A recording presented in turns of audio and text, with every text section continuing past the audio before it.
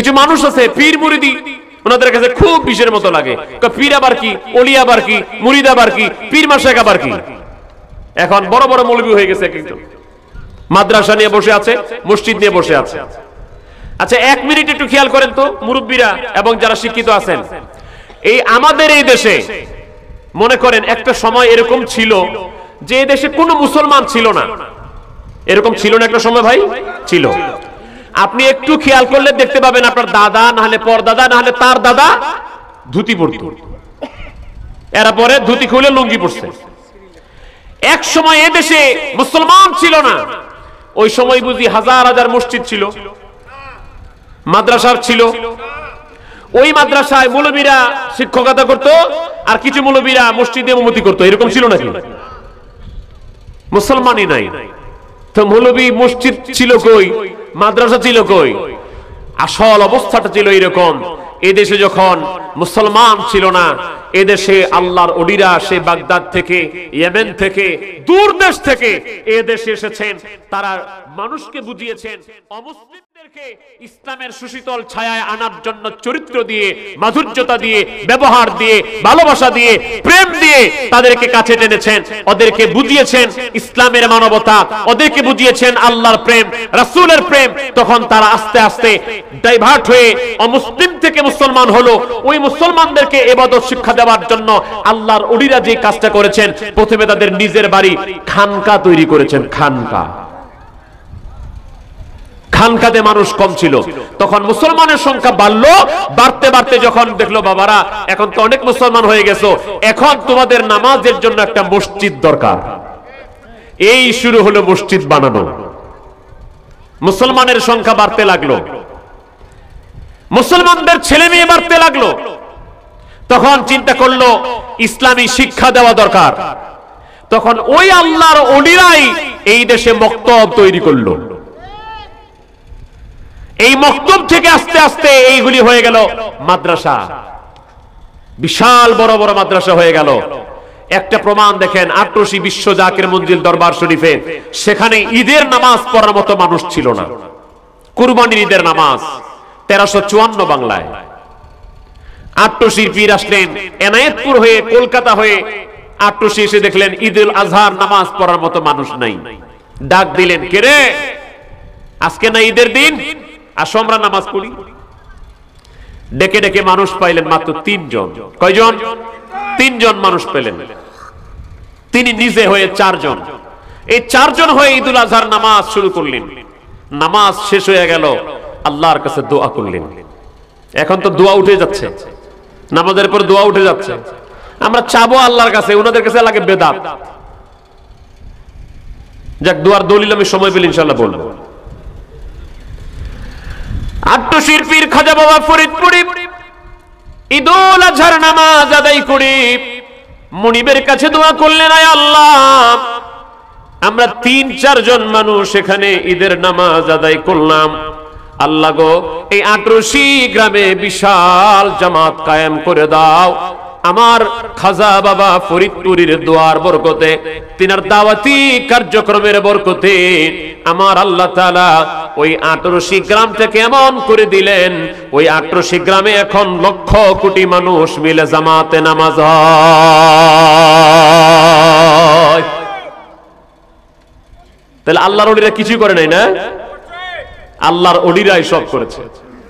আজকে যারা মসজিদে ইমামতি করে করে ওলি আল্লাহদের বিরুদ্ধে কথা বলেন, আপনি খেয়াল করে দেখলেন এই মসজিদ না হলে তার পাশের মসজিদ, না হলে এটার মূল মসজিদ কোনো না কোনো আল্লাহর ওলি পীর মাশায়েখরাই বানিয়েছেন। আপনি যেই মাদ্রাসায় পড়েছেন, আপনার ওই মাদ্রাসা না বানাইলেও আপনার ওস্তাদ যে মাদ্রাসায় পড়েছে, ওই মাদ্রাসাটা না হলেও এই দেশে প্রথম যে মাদ্রাসা হয়েছে, ওই মাদ্রাসাটাও কোনো না কোনো পীর মাশায়েখ আল্লাহর ওলি বানিয়েছেন। অতএব এখন আল্লাহর ওলিদের চাষকৃত, আবাদকৃত এই বাংলার জমিনে, এই দেশে যদি মাদ্রাসার কথা বলে বলে, মাদ্রাসায় শিক্ষকতা করে করে, মসজিদে ইমামতি করে করে এখন আল্লাহর ওলিদের বিরুদ্ধে বলে, পীর মাশায়েখদেরকে বলে, আমরা আপনাদেরকে বলবো এই বাংলার জমিনে বলার অধিকার আপনার নাই। আপনি পারলে বঙ্গোপসাগর পাড়ি দিয়া অ্যান্টার্কটিকা মহাদেশে যায়া সেখানে নতুন মাদ্রাসা বানান, মসজিদ বানান, ওইখানে যত পারেন বলেন। এদেশে ইসলাম প্রচার করেছে আল্লাহর ওলিরা। কথা কি মিথ্যা? আর একটু জোরে বলেন, কথা কি মিথ্যা? সিন্নি খাইলি কার দ্বারা মোল্লা চিনলি না। হিন্দু শাস্ত্রে একটা কথা আছে, যারে দিয়া রামের মা তারে চিনো না। ভাইরা আমার, যে আল্লাহর ওলিদের মাধ্যমে দেশে ইসলাম আসলো, এদেশে কোরআন আসলো, হাদিস আসলো, ফিকা আসলো, দ্বীন আসলো, ইলমে চর্চা আসলো, এখন ওই আল্লাহর ওলিদের বিরুদ্ধে যখন মানুষ বলে, এবার আমার আল্লাহ ডেকে বলছেন, হাবিব আপনি বলেন। হাদিসে কুদসি, কোন আলেম থাকলে আমার কথাগুলি মিলান ভাই, আমি চলে যাওয়ার পরে আবার চিল্লেন না, মিলান আমার কথাগুলি। কিতাব থাকলে আপনার সামনে কিতাব দেখলে খুলেন, আমি পৃষ্ঠা নাম্বার বলে দিচ্ছি। হাদিসে বুখারী শরীফ জিলদুস সানি, দ্বিতীয় খণ্ড, সেকেন্ড পার্ট, 963 পৃষ্ঠা। বুখারী না থাকলে মিশকাত শরীফ খুলেন, মিশকাতুল মাসাবি 197 পৃষ্ঠা। হাদিসের রাবি হযরত আবু হুরায়রা রাদিয়াল্লাহু তাআলা, তিনি বলছেন যে রাসূল করিম সাল্লাল্লাহু আলাইহি ওয়াসাল্লাম বলেছেন, আমার রাসূল বলছেন যে এই কথা আমার না, এই কথা আমার আল্লাহ বলেছেন। কি কথা? মান আদা লি ওয়ালিয়ান ফাকাদ আযানতুহু বিল হারব। যারা আমার ওলির সাথে দুশমনি করে, যারা আমার ওলির সাথে আদাওয়াতি করে, যারা আমার ওলির বিরুদ্ধাচরণ করে, আমি আল্লাহ তোকে ডাক দেই, আমি আল্লাহ পাক তোকে আহ্বান করি, তুই আমার সাথে যুদ্ধ কর। আমার ভাইয়েরা, এটা হলো হাদিস শরীফ। এবার আল্লাহর কোরআন কি বলছে ওলিদের শানে? আমার আল্লাহর কোরআন বলছে সূরা ইউনূসের 62 নম্বর আয়াত বলছে, আলা ইন্না আউলিয়া আল্লাহি লা খাউফুন আলাইহিম ওয়ালা হুম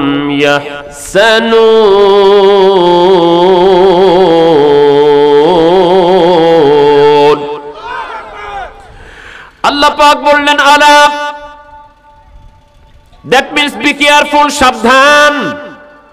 ইন্না হরফি মুশাব্বাহ বিল ফিল, surely, নিশ্চয়ই, আউলিয়া আল্লাহ, ওলি শব্দটা হলো একবচন, সিঙ্গুলার, ওয়াহিদ প্লুরাল বহুবচন, জামা হলো আউলিয়া। আমার আল্লাহ বলছেন আমার যত ওলিরা আছে, আল্লাহর যত ওলিরা আছে, লা খাউফুন, তাদের কোনো ভয় নাই, ওয়ালা হুম ইয়াহজানুন, তাদের কোনো চিন্তা নাই, চিন্তা নাই। কারণ কি? বন্ধু কার? জোরে বলেন, বন্ধু কার? আল্লাহর বন্ধু। ইমাম আবু হামিদ গাজালি রাহমাতুল্লাহ আলাইহি, ইমাম গাজালি রাহমাতুল্লাহ আলাইহি বলেন, এই আয়াতের তাফসীর করতে যে তিনি বলছেন, আমার আল্লাহ পাক তার ওলিদেরকে বললেন কোনো চিন্তা নাই, চিন্তা হলো দুনিয়ার চিন্তা, ভয় নাই, ভয় হলো আখিরাতের ভয়। মৃত্যুর পরে যতগুলি ঘাটি আছে, কবর আছে, বাস আছে, হাসর আছে, মিজান আছে, পুলসিরাত আছে, যতগুলি ঘাটি হাসরের ময়দানে আছে, আমার আল্লাহ বললেন এই কোন ঘাটির মধ্যে আমার বন্ধুদের কোনো ভয় নাই। পেরেশান চিন্তা হলো পিছনের। দেখেন চিন্তা পেরেশান চিন্তা কেমন পিছনের? আপনি বাড়ি থেকে আসছেন, আপনার আগের কর্মের চিন্তা, আরে বাড়ি থেকে তো আসছি, রাত তো 1টার সময় যাব, তালাটা ঠিক মতো মারছি তো, এই কাজটা কি ঠিক মতো করে আসছি কিনা, এটা হলো চিন্তা থাকে। আমার আল্লাহ গ্যারান্টি দিচ্ছেন, বন্ধুরে, ও আমার বন্ধু, ও আমার যারা ওলি, তোমরা যারা বিগত জীবনে যত আমল করেছো, যত দুনিয়ায় বন্দেগী করেছো, এর জন্য কোনো পেরেশানি তোমাদেরকে ভোগ করতে হবে না। তোমাদের বন্দেগীতে খুশি হয়ে আমি আল্লাহ তোমাদেরকে ওলি বানিয়ে নিয়েছি, বন্ধু বানিয়ে নিয়েছি। তোমরা ফরজ ইবাদত আদায় করেছো আর নফল বন্দেগীর মাধ্যমে তোমরা আমার নৈকট্য লাভ করেছো। অতএব আমার ঘোষণা হলো, তোমাদের দুনিয়ার কোনো কাজের জন্য কোনো চিন্তা নাই, আর আখিরাতের ঘাটির জন্য তোমাদের কোনো ভয় নাই। আমার আল্লাহ পাকের কোরআন, নবীর হাদিস, মাসালা মাসাইল পড়ে যা বুঝলাম, ওই আল্লাহর ওলিদেরকে যারা ভালোবাসে তাদের দোহাই দিলেও আমার আল্লাহ বিপদ দূর করে দেয়।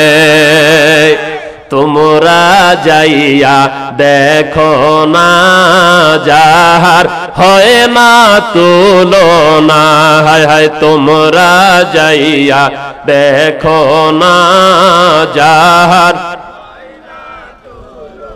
ফরিদপুরের 18 শীতের ফরিদপুরের 18 শীতে পীর কামেল সে একজনা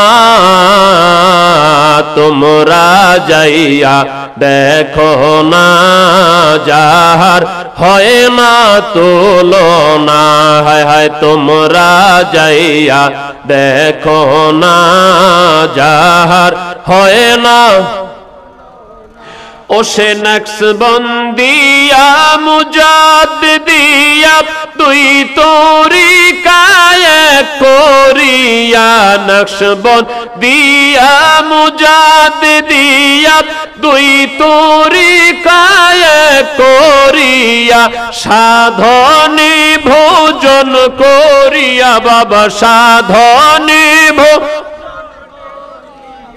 মিলাইছে প্রেমের কারখানা তোমরা যাইয়া দেখো না যাহার হয় না তুলনা হায় হায় তোমরা যাইয়া দেখো না যাহার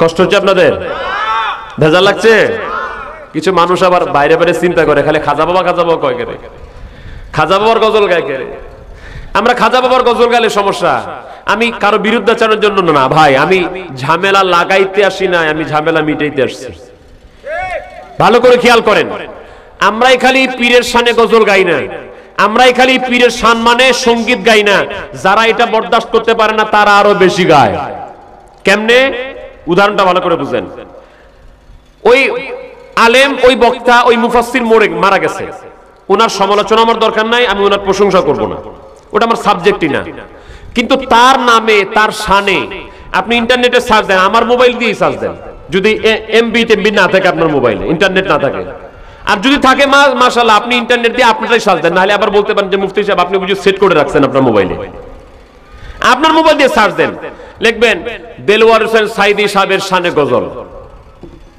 দেখবেন কয়েক ডজন পাবেন তাহলে আমরা খাজা বাবা ফরিদপুরের শানে গজল গাইলে যদি সমস্যা হয় তাহলে দেলওয়ার হোসেন সাইদি সাহেবের শানে জামাত শিবিরের ভাইরা গজল গায় ওটা সমস্যা না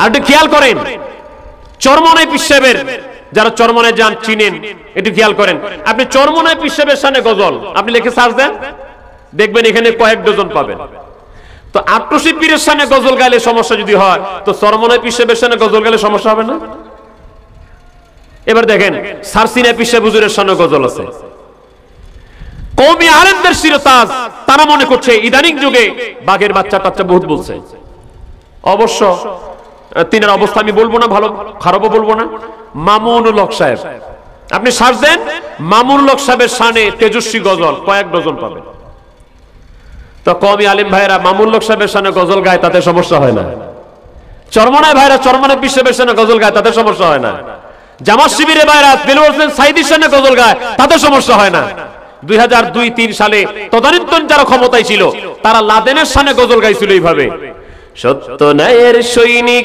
তুমি মুজাহিদিন সত্য ন্যায়ের সৈনিক তুমি মুজাহিদিন Osama bin Laden Osama bin Laden Osama bin Laden Osama bin Laden তোর লাদেনের শানে গজল গাইছে তাতে সমস্যা হয় না যত দোষ আটরশি খালি দোষ আটরশি বুঝেন আমি কয়েক সেকেন্ড একটা গল্প কই আমি শুনছি কয়েকজনের কাছে এই জন্য বলি এটা আবার জিজ্ঞাসা না যে কোন এলাকায় ঘটছে আমি বুঝাবার জন্য বলছি এক এলাকার এক মাতবর সাহেব খালি ফতুয়া মারে খালি খুব সুন্দর সুন্দর কথা কয় এই চুরি করা যাবে না ডাকাতি করা যাবে না এটা করা যাবে না ওইটা করা যাবে না এটা করা যাবে পাপ এটা করলে এটা ঘটনাক্রমে মাতবর সাহেবের ছেলে একদিন আরেকজনের গাছের ডাব পেরে খাইছে ফজরের নামাজের পরে পিপাসা লাগছে আরেকজনের ডাব পেরে খাইছে এখন সকালবেলা দেখে ফেলছে মানুষ সকালবেলা নাস্তা নাস্তা খাওয়ার পরে কয়েকজন আসছে মাতবর সাহেব একটা ফতুয়া দেওয়া লাগবে কি ফতুয়া আচ্ছা বলেন তো কেউ যদি কারো গাছের ফল পাইরা খায় তাতে কোনো সমস্যা আছে না মারাত্মক সমস্যা আছে এটা গুনাহ হবে পাপ হবে তাই তো, ফতোয়া ঠিক আছে, দেখো হ্যাঁ ফতোয়া ঠিক আছে, মানে কি আরেকজনের ফল একজন না বলে খাবে কেন? বহু সমস্যা। এবার সব কয় মাতবর সাহেব আর একটু কই, কি হয়েছে, কার কি হয়েছে? কয় আপনার ছেলে অমুক আজকে ফজর নামাজ থেকে আসার সময় অমুকের গাছের পারে খাইছে নারকেল ডাবার। এখন মাতবর সাহেব কয় তারাও কাহিনী আছে তো, কি কাহিনী? আচ্ছা কও, এই কাঁচাটা খাইছে না শুকনোটা খাইছে? এখন কয় যে না মাতবর সাহেব পানির দরকার ছিল, কাঁচাটাই খাইছে, মানে ডাব খাইছে, নারকেল খায় নাই। এবার উনি ফতোয়া ঘুরাইতেছে, যদি খাইতো ঝুনা তাহলে হইতো গুনাহ, খাইছে যেহেতু ডাব হয় নাই কোনো পাপ। ফতোয়া ঘুরে গেছে। আমার ভাইরা, সাইদির শানে গজল কোনো সমস্যা নাই, চরমনায় পীরের শানে গজল কোনো সমস্যা নাই, সারসিনা হুজুরের শানে গজল কোনো সমস্যা নাই, মামুন হক সাহেবের শানে গজল কোনো সমস্যা নাই, লাদেনের শানে গজল কোনো সমস্যা নেই। যদি খাজা বাবা ফরিদপুরের শানে গজল গাই তাহলে যত সমস্যা, আসলে সমস্যা ওই জায়গায় না, যারে দেখতে নারী তার চলন বাঁকা। আরেকটা গল্প করি। এক স্বামী তার বউরে গালি পিটায়। আপনাদের এলাকায় নাই, বউ পিটায় না? আছে? বউ পিটানো জায়েজ আছে? আছে, একটু পিটানোর সুযোগ আছে, তবে এটার কাইফিয়ত আছে, বহুত চিন্তা ভাবনা করে। অর্ধ হাত লাঠি লাগবে, আদাতের বেশি লাঠি হওয়া যাবে না, চেহারায় মারা যাবে না, তারপর ত্বকে দাগ ফালানো যাবে না, এই বহুত শর্ত সাপেক্ষে শাসন করার জন্য মৃদু আস্তে করে মারা যাবে। আস্তে করে মারতে গেলে কি রাগ বাড়বে না, রাগ আরো ভেঙে যাবে। যদি আপনি লাঠি মারেন বউরে পিটানোর জন্য, কয় লাঠি মারতে যায় মাপি তো এক হাত হইছে না দেড় হাত হইছে, আধা হাত হইছে না বেশি হইছে, মাপতেন, আপনি লাঠি কাটবেন আর বউ মারা লাগতো না, তুমি আসো, সব শেষ। ইসলাম কত সুন্দর। তো এক লোক খালি বউ পিটায়, বউ পিটায় না, নারী নির্যাতনের আইন কঠিন আইন। বাংলাদেশ সরকার নারী নির্যাতনের বিরুদ্ধে কঠিন আইন করেছে, যৌতুকের ব্যাপারে কঠিন আইন করেছে, এগুলি সাবধান থাকবেন। নারী নির্যাতনের আইন কঠিন আইন, তবে সমস্যা হলো পুরুষের নির্যাতনের কোনো আইন নাই। মহিলা পিটালে তাড়াতাড়ি কেস নেয়, এখন যদি মহিলা স্বামীরে পিটায় তাহলে দোষ না পাইলে কেমনি মারছে, কত সমস্যা। তা বউরে খালি পিটায়, দোষ পাইলেও পিটায়, না পাইলেও পিটায়। এখন একদিন বউ চিন্তা করছে, আচ্ছা আমারে দোষ পাইলেও পিটায়, না পাইলেও পিটায়, আজকে এমন কাজ করবো কোন দোষই করবো না, দেখি তো কেমনে পিটায়। দুপুর বেলা মাঠ থেকে আসবে, তার আগে বউ রান্না বান্না সব করে রেডি, ঘর দোয়ার পরিষ্কার টরিষ্কার করে রেডি, সে নিজে গোসলও করছে। যদি কই গোসল না করতে দেয় কোথায় নোংরা শরীর, এটাও করছে। এখন এর অভ্যাস হলো বউরে না পিটাইলে দুপুরে খাবে না, লাঠি একবারে গুজে রাখছে বারান্দার মধ্যে। এখন খাওয়ার আগে এটা নিয়ে পিটানো শুরু করছে। বউ চিন্তা করছে, স্বামী আচ্ছা অন্যদিন পিটাও, কেন পিটাও আমি জিগায়ও নেই, এটার ব্যাখ্যা তুমি দিবা। আচ্ছা আজকে কেন পিটাইলা? আজকে তো সব ঠিক আছে, যদি আমার কারণটা বলতে পারো যে এই কারণে পিটাইছি, তাহলে ওই ভুলটা আগে করতাম না, সামনের ভুলটা করব না। স্বামী চিন্তা করে আসলে ভুলটা কি, আসলে ভুল খুঁজে পায় না, পায় না, পায় না, পায় না। সামনে তাকায় দেখে আর আঙ্গিনের মধ্যে একটা কুকুর শুয়ে আছে। আর তোর ভুল হলো আমার বাড়িতে এসে কুকুর বালিশ ছাড়া শুয়ে আছে কেন? আরে বালিশ দেশ নেই কেন, শুয়ে আছে। বউ কয় বুঝছি, এবার কুকুররে বালিশ না দিলেও যে পিটানো যায়, এটা যদি দোষ হয়, তাহলে স্বামী তুমি ফাইনাল কথা কই দাও তো, তুমি কি আসলে আমার রাখবা কি রাখবা না, তোমার উদ্দেশ্য রয়েছে। এবার স্বামী কয় মাইরের ভাবে বুঝো না, তাহলে কোনো দোষ নাই, আট্রসির কোনো দোষ নাই, কোনো অপরাধ নাই, লাস্ট অপরাধ পাই এত গরু যায় কেন, এত গরু যায় কেন? এক মৌলবী আমার এলাকার এক মৌলবী কই ফেলাইছে আমারে, আমরা খালি আট্রসি লয়ে যান, আমরাও তো এদিক আছি, তা আমাদের দেয় না কেন? আমি কিছু হয়, এটা ভালো কথা কইছেন। আট্রসি গ্রাম, এর দক্ষিণে হলো মূলত আট্রসি গ্রামটা হলো বেশিটা পড়ছে দক্ষিণ দিকে, আট্রসি যে দরবারটা তার চেয়ে দক্ষিণ এলাকাটা হলো আট্রসি গ্রামটা মূলত। তো ওর পাশে হলো বাগপুরা গ্রাম। অনেক মানুষ আবার চিন্তা করে মানে ভুল বুঝায় মানুষকে, এমনি বুঝায়, কেমন বাংলা ওয়াশ করে মানুষকে, কয় যে আল্লাহর রশি হলো একটা। কেমনে মানুষ ব্রেন ওয়াশ করে, কোরআন নাই হাদিস নাই, আজে বাজে যুক্তি দিয়ে কেমনে আল্লাহর রশি হলো একটা আর তোমরা তারা 8 রশি। রশি ধরবা একটা, 8 রশি ধরছো কেন? আরে মানুষ তো চিন্তা করে আসলে তো আল্লাহর রশি একটা, হ্যাঁ 8 রশি যায় তাহলে তো আল্লাহর পথে নাই। ভাইজান 8 রশির আশেপাশে 2.5 রশি থেকে শুরু করে 22 রশি পর্যন্ত আছে, অর্থাৎ ওই এলাকাটার গ্রামের নাম হলো এরকম রশি দিয়া, অনেকগুলি গ্রাম আছে। তো 8 রশি হলো একটা গ্রামের নাম। এটা নিয়েও যদি ট্রল করেন তো আল্লাহ বাঁচাইছে আমাদের দরবারটা 7 রশি না। যদি 7 রশি হইতো তাহলে আরো বিপদ ছিল, কইতো যে আল্লাহর দোজকও 7টা আর যায়ও 7 রশি। তো আমরা একটা দলিলও দিচ্ছি না কোরআন হাদিসের, আবার ওই যুক্তিও দিচ্ছি না, যুক্তির পিছনে যুক্তি। যদি বলেন যে 8 রশি জানকেন, তো আমরা বলবো আল্লাহর জান্নাতও 8টা, আমরা যাইও 8 রশি। 8 পুকুরের সাথে আমাদের কথাটা মিল আছে আর কি, আপনাদের এলাকার কাছে কথা মিল আছে। 8 পুকুর হাট, এখানে 8টা পুকুর প্রথমে হয়েছিল দেখে হয়তো এলাকার নাম 8 পুকুর। এখন ওখানে যে 8 রশি কেমনে হয়েছিল এটা আল্লাহ ভালো জানে, আমি জানি না, তবে ওই এলাকার নামই হলো ওইটা। তো বাগপুর এলাকায় এক ছেলে, এই 9-10 বছরের ছেলে, হুজরা শরীফের বারান্দায় এসে বলছে যে চাচা চাচা হুজুর কই, 8 রশির হুজুর কই? কেন রে বাবা? আব্দুর রাজ্জাক দাদা হুজরা শরীফের খাদেম, তিনি মারা গিয়েছেন, আল্লাহ ওনাকে জান্নাতুল ফেরদাউস দান করুন। আমাকে অনেক স্নেহ করতেন, আমাকে অনেক ভালোবাসতেন আব্দুর রাজ্জাক ভাই।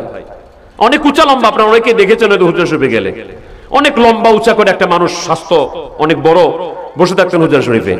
আমি নসিহত শরীফ পড়তাম, সময় পেলে আবার আদব দেখেন আমাকে আগে বলতেন, মাসুদ সময় আছে, সময় দিতে পারবা, বসতে পারবা, নাকি পড়াশোনা জরুরত আছে? আমি চিন্তা করি উনি হুজুরকে অনেক দেখছে, আমি কম দেখছি, উনার বেশি দেখছে, উনার কাছে বেশি কথা শেখা যাবে। একটু জরুরত থাকলে বলতেন, না দাদা ঠিক আছে পরে বলবো। উনি তখন আমাকে নসিহত শরীফ দিয়ে এইটা ওটা জিজ্ঞেস করতেন এবং উনি উনার যা বুঝছিল আমাকে বুঝাতেন। নসিহত শরীফ আমি বহুবার, আলহামদুলিল্লাহ আমি বহুবার পড়ছি, তো ওনারা আমাকে সহযোগিতা করতেন। মোহাম্মদ মিয়া ভাইজান মসজিদে আমাকে বলেছেন যে আপনাদের যদি কোনো কিছু বুঝার দরকার হয় আপনারা আমাকে বলবেন, এটা নিয়ে লাফায় লাভ নাই। নসিহত শরীফ আমার পীর কেবলা জান হুজুর খাজা বাবা ফরিদপুরি এটা বুঝার জন্য জ্ঞান লাগে। আক্তার হোসেন কাবুল ভাই আমাকে অনেক স্নেহ করেন, আমার অত্যন্ত শ্রদ্ধাভাজন ব্যক্তিত্ব। আমাকে উনি বলতেন যখন পড়তাম, উনি তখন আমাকে বলতেন যে মাসুদ আমাকে স্নেহ করে নাম ধরে ডাকতেন, এখন অবশ্য ডাকেন, এখন হামিদ সাহেব বলে ডাকে। যদি আমি ছোট, আমার নাম ধরে ডাকলে, স্নেহ করে ডাকলে আমি খুশি হই। তারপরে এখন স্নেহ একটু অন্যভাবে বলে, হামিদি সাহেব বলে। তখন বলতো যে তোমার যদি সমস্যা হয় তাহলে আমাকে বলিও, কোন শব্দ বুঝতে সমস্যা হয় তাহলে বলিও। তো আব্দুর রাজ্জাক দাদা হুজুর শরীফের খেদমত করেন, তো উনার কাছে এসে ছাত্রটা বলছে, ছেলেটা বলছে চাচা চাচা হুজুর কই, হুজুর কই, 8 রশির হুজুর কই? রাজ্জাক দাদা কয় কেন রে বাবা? আমি হুজুরে 5টা টাকা দিব, হুজুরে 5টা টাকা দিব। রাজ্জাক দাদা কয় যে বাবা এখন তো পাওয়া যাবে না ওনাকে, এখন ওনাকে তো বলতে পারে না যে হুজুর শরীয়তে দুনিয়াতে নাই। তো সেই ছেলে 8 থেকে 9 বছরের ছেলে হুজুর শরীফের বারান্দায় এসে বলছে চাচা, ও চাচা হুজুর কই, হুজুর কই? আব্দুর রাজ্জাক দাদা বলছে আমি বললাম রে বাবা হুজুরের কি দরকার, কি করবা তুমি হুজুর রে, এখন তো পাওয়া যাবে না। কই চাচা আমি নিয়ত করছিলাম এই 5টা টাকা আমি হুজুরের হাতে দিব। তো বাবা 5টা টাকা তুমি কেন দিবা? আমি নিয়ত করছি হুজুরের হাতে 5টা টাকা দিব। আব্দুর রাজ্জাক দাদা বলছে আমার কিউরিসিটি বেড়ে গেল, জিজ্ঞেস করলাম কেন রে বাবা বলছিলা তুমি? সেই ছেলেটা বলছে চাচা আমার বাবা একটা ছাগল কিনে দিছে, আমারে খাসি একটা কিনে দিছে, এটা পেলে পেলে অনেক বড় করছি, এখন বড় হইছে, এটা দেখাশোনার দায়িত্ব আমার, আমি দেখি খুব শখ করে পালি, এটা খাবার দেই, দেখে শুনে রাখি, ঘরে ভিতরে ঢুকাই, এটা আমার খেলাও ধুলাও চলে। তো চাচা আজকে সকালবেলা হঠাৎ করে দেখি ছাগলটা নাই, এটা বাড়ির বাইরে তেমন একটা যায় না, কিন্তু এরপর অনেক খোঁজাখুঁজি করলাম ছাগলটারে পাইলাম না। 9টা 10টা বেজে গেল, ছাগল পাওয়া যায় না। আমার মা রাগ করে বললো, অভিমান করে বললো তুই ছাগল না আনতে পারলে তোর খাবার বন্ধ। চাচা আমি 1.5-2 ঘন্টা ধরে খুঁজছি গ্রাম, সারা গ্রামগুলি ছাগলটারে পাই না। মা বললো ছাগল আনতে না পারলে তোর খাবার বন্ধ। আমি ক্লান্ত হয়ে গেলাম, আরেকটু খোঁজ করে ক্লান্ত হয়ে গেলাম। তখন আমি চিন্তা করলাম করি কি। আমার হঠাৎ করে মনে পড়ে গেল, আরে আমাদের বাগপুরের পাশে তো আটরশি, সেখানে একজন আল্লাহর ওলির দরবার আছে। অনেক মানুষ তো বিপদে পড়ে আল্লাহর রহমত পাবার জন্য আটরশি দরবারে আসে। আটরশি নাকি হুজুর বাড়ি। বলে চাচা, আমি তখন আল্লাহর কাছে বললাম, আল্লাহ, আমার ছাগলটা যদি আমি পেয়ে যাই, তাহলে তোমার এক বন্ধু আছে আটরশি দরবারে, ওই আটরশির হুজুর বাড়ির হুজুরকে আমি 5টা টাকা দিব। ওই ছেলে বলছে, চাচা, এই কথা বলার কিছুক্ষণ পরে আমার চোখে তন্দ্রা আসলো, আর হাঁটতে পারি না, ক্লান্ত হয়ে গেলাম। আমি আমার ঘুমাবার জন্য আমার ঘরে গেলাম। ঘরে যখন ঘুমিয়ে পড়েছি, আমি স্বপ্ন দেখতেছি একটা মানুষ বাইরে থেকে আমার নাম ধরে ডাকতেছে, বাবা কই রে, কই কই, আমার নাম ধরে ডাকে। ঘুমের ঘরে স্বপ্নে দেখি আমার নাম ধরে ডাকি। আমি ওই অবস্থায় ঘুমের ঘরে স্বপ্নের মধ্যে উঠলাম, উঠে দরজা খুললাম। দরজা খুলে দরজার সামনে তাকায়া দেখি রে একটা সুন্দর মানুষ, সাদা একটা টুপি মাথায় দেওয়া, দাড়ি মুখের মধ্যে সুন্দর সাদা দাড়ি, গায়ের মধ্যে সুন্দর পাঞ্জাবি, পরনের মধ্যে সাদা ধবধবে লুঙ্গি, পায়ের মধ্যে নাগরা জুতা, এরকম একটা সুন্দর মানুষ দাঁড়িয়ে আছে। আর আমি দেখলাম তার পাশেই খাসিটা দাঁড়িয়ে আছে। ওই লোকটা বলল, বাবারে তোমার খাসি খুঁজতেছ, তোমার খাসি নিয়ে যাও। ঘুমের ঘরে আমাকে এভাবে বলল। এই স্বপ্ন দেখে আমি জেগে গেলাম, ঘুম আমার ভেঙে গেল। ও চাচা শোনেন, আমি বাস্তবিকে ঘুম থেকে জেগে যখন উঠলাম, দরজা খুলে দেখি আমার দরজার সামনে ওই ছাগল খাসিটা দাঁড়ায় আছে, কিন্তু সুন্দর মানুষটারে আর দেখতে পাইলাম না। গাউসুল আজম খাজা বাবা, গাউসুল আজম দয়াল বাবা, আউলিয়ার সরদার,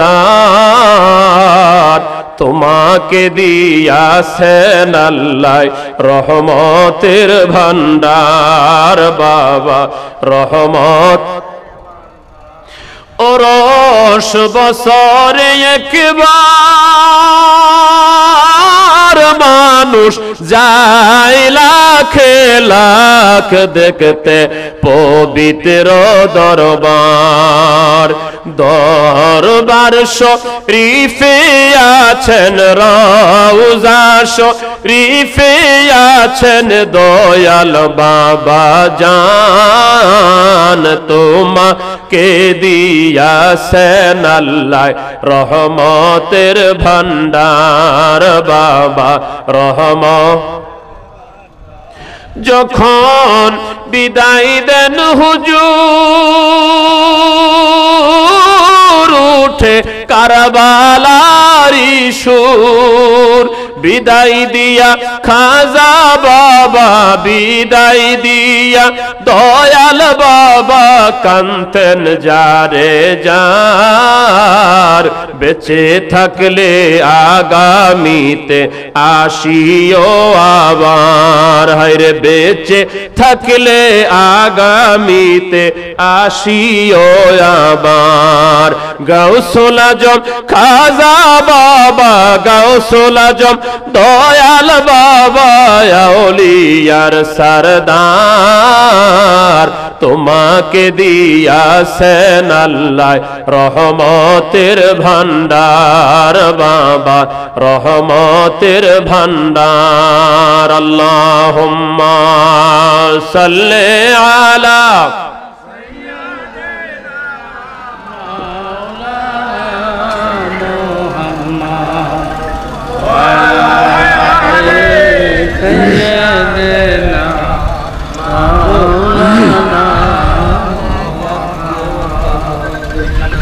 লা ইলাহা ইল্লাল্লাহ, লা ইলাহা ইল্লাল্লাহ, লা ইলাহা ইল্লাল্লাহ মুহাম্মাদুর রাসূলুল্লাহ। আমরা সকলে পড়ি আলহামদুলিল্লাহ।